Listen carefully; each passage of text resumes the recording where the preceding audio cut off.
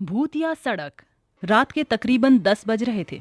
उस वक्त दक्ष अपने ऑफिस में काम कर रहा होता है। तभी उसकी नजर घड़ी पर पड़ती है तो वो देखता है कि 11 बजने वाले हैं और वह बोलता है, ओह नो, 11 बज गए। अब मुझे काम करते हुए टाइम का पता ही नहीं चला। अब मुझे जल्दी ऑफिस से निकलना चाहिए, नहीं तो घर पर माँ बहुत डांटेगी और बोलेगी आज फिर से लेट हो गया। इतना बोलकर वो ऑफिस से निकलता है और अपनी कार स्टार्ट कर सड़क से जाने लगता है। तभी वो मन ही मन सोचकर बोलता है, जिस रास्ते से मैं जाता हूँ उस रास्ते से मुझे घर जाने में 2 घंटे लगते हैं, तो क्यों ना मैं उस जंगल के गुफा वाली सड़क से घर जाऊँ। इससे मैं घर भी जल्दी पहुँच जाऊंगा और माँ की डांट भी नहीं खानी पड़ेगी। इतना सोचकर दक्ष अपनी कार को जंगल वाले सड़क पर मोड़ देता है और म्यूजिक ऑन करके कार चलाने लगता है। और जैसे ही उसकी कार गुफा में पहुंचती है, कार बंद हो जाती है। कार को बंद होता देख दक्ष बोलता है, अरे ये कार अचानक से बंद कैसे हो गई? चलो उतर कर देखता हूँ। इतना बोलकर वो कार से नीचे उतरता है और अपनी कार का बोनट खोलकर देखने लगता है कि तभी उसे अपने पीछे किसी के होने का एहसास होता है। तो वो पीछे पलटकर देखता है लेकिन वहाँ कोई नहीं होता। जिसके बाद वो कार का बोनट बंद करने लगता है। तभी वह अपने सामने एक भूत को देखता है, जिसे देखकर वो डर जाता है और डरते हुए बोलता है, तुम भूत हो? हाँ, मैं भूत हूँ और अब मैं तुझे मार कर खाने वाला हूँ। भूत की ये बात सुनकर दक्ष बहुत ज्यादा डर जाता है और वहाँ से भागने लगता है। तभी भूत उसे पकड़ता है और उसे मारकर उसके शरीर के टुकड़े कर उसे खा जाता है। ऐसे ही हर रात जो भी उस गुफा वाले सड़क के रास्ते से गुजरता वो भूत उसे मार दिया करता था। लेकिन एक बार की बात है, ऋषभ का पूरा परिवार कार में बैठकर उसी रास्ते से गांव से शहर जा रहा होता है। तभी उसकी पत्नी नताशा उससे बोलती है, ऋषभ जी, ये रास्ता कितना वीरान लग रहा है। ऐसा लगता है जैसे यहाँ से कभी कोई इंसान गुजरा ही ना हो। जरा देखो तो कितना सन्नाटा है चारों ओर। मुझे तो बहुत डर लग रहा है। ऋषभ जी, आप गाड़ी थोड़ा तेज चलाइए। नताशा, तुम तो खामखा इतना डर रही हो। एक पंडित होकर तुम ऐसी बातें कर रही हो, जबकि तुम खुद दिन रात भगवान की पूजा पाठ करती हो। और वैसे भी बाबूजी भी तो हमारे साथ ही है ना। दोनों की बात सुनकर ऋषभ के पिता लक्ष्मण प्रसाद नताशा से बोलते हैं, नताशा बहू, अगर तुम्हें ज्यादा ही डर लग रहा है तो तुम ओम का जाप करना शुरू कर दो। ठीक है बाबूजी। इसी बीच ऋषभ की कार उस सड़क के गुफा के अंदर पहुंच जाती है। उस गुफा में कार सीधा चल ही रही होती है कि तभी उनके सामने अचानक से एक भूत आकर खड़ा हो जाता है, जिसे देखकर ऋषभ फौरन अपनी कार रोक देता है। तभी भूत बोलता है, आखिर कब से मैं अपने शिकार का इंतजार कर रहा था और आज जाकर मुझे मेरा शिकार मिल ही गया। बहुत तड़पाया है तुम लोगों ने मुझे, लेकिन कोई बात नहीं, अब तड़पने की बारी तुम्हारी है। अब मैं तुम्हें मार कर खा जाऊंगा। इतना बोलकर भूत ऋषभ की कार को उठाने लगता है, लेकिन जैसे ही वो उसकी कार को छूता है उसे जोर का झटका लगता है और वह दूर जाकर गिरता है और बोलता है, मुझे ये झटका कैसा लगा? आखिर कौन हो तुम लोग? मुझे नहीं लगता कि तुम एक आम इंसान हो।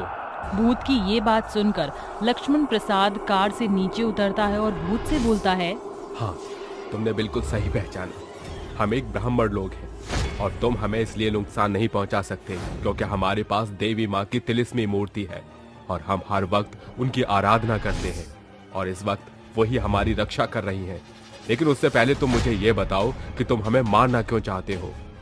ये मेरी सड़क है और जो भी यहाँ आने की गलती करता है वो मेरे हाथों मारा जाता है और तुम सभी ने यहाँ आने की गलती की है, इसलिए अब तुम मेरे हाथों मारे जाओगे।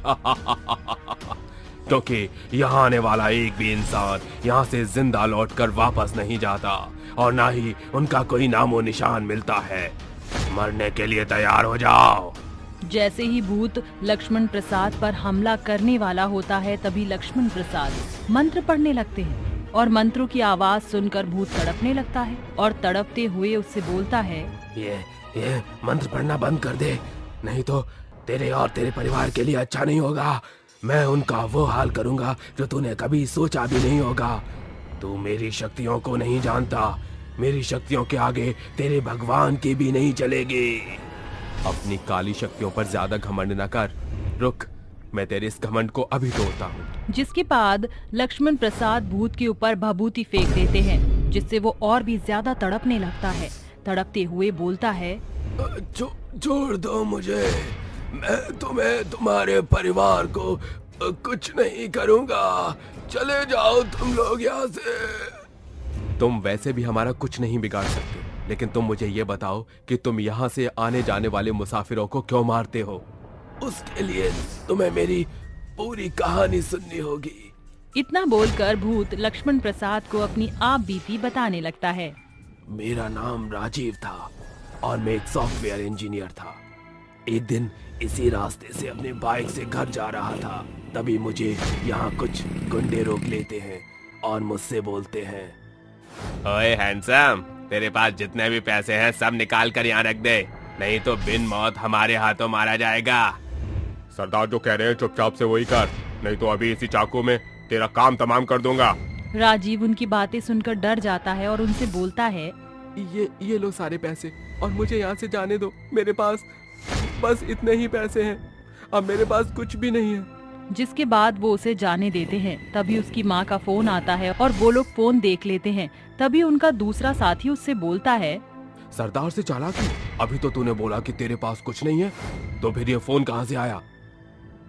मेरे पास बस यही फोन है, प्लीज तुम इसे मत लो। लेकिन वो लोग उसकी एक भी बात नहीं मानते और उससे फोन छीनने लगते हैं।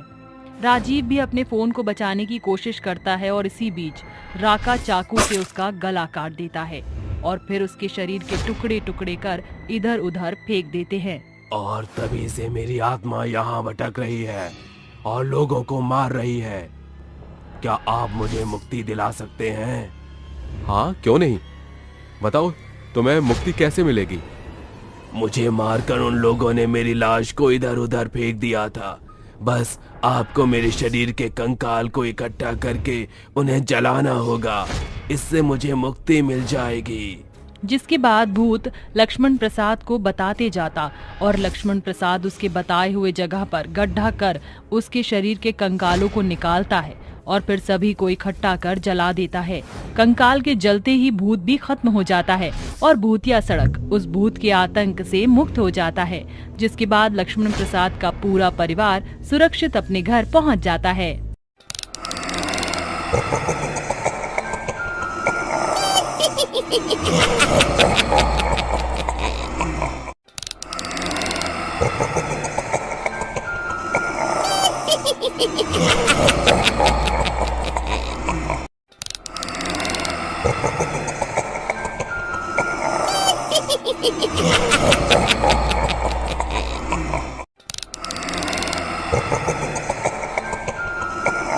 Ha ha ha!